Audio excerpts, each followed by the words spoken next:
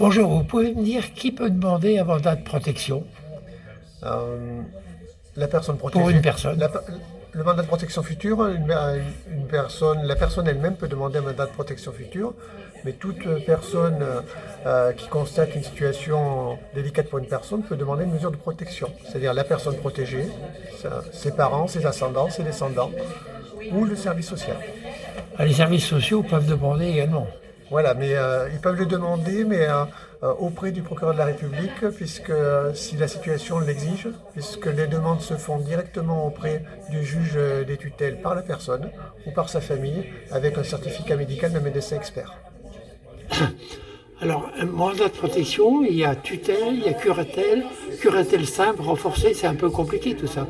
Quelle différence entre tutelle et curatelle?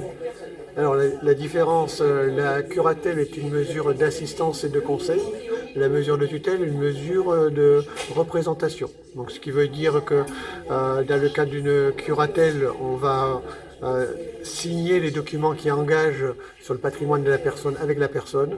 Dans une tutelle, on va plutôt être avec le juge des tutelles, pour faire de manière très simple. Donc. Et la curatelle renforcée alors? C'est une question de patrimoine? La curatelle renforcée, donc dans la curatelle renforcée, on va gérer le budget de la personne, ses placements, son patrimoine. Et quand on va vouloir toucher au patrimoine, il va falloir l'accord de la personne protégée. Donc la tutelle, c'est avec l'accord du juge. D'accord. Donc tout ça, c'est bien surveillé, protégé, contrôlé. C'est veiller sur la protection des intérêts exclusifs de la personne protégée.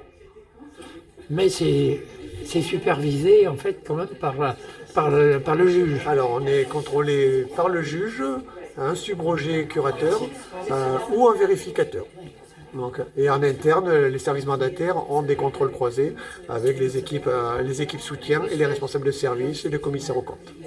Et si la personne pour laquelle on demande justement une protection, la refuse cette protection?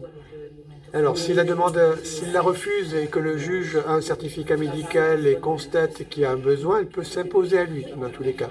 Mais il a une capacité toujours de faire un recours auprès du juge qui pourra réviser la mesure, l'alléger ou la supprimer. Très bien, donc la personne est toujours bien protégée. Oui, toujours. Et c'est le but en fait de... Notre rôle, c'est de protéger ses intérêts et de veiller à ce qu'elle retrouve toute son autonomie. Très bien, merci beaucoup. Merci.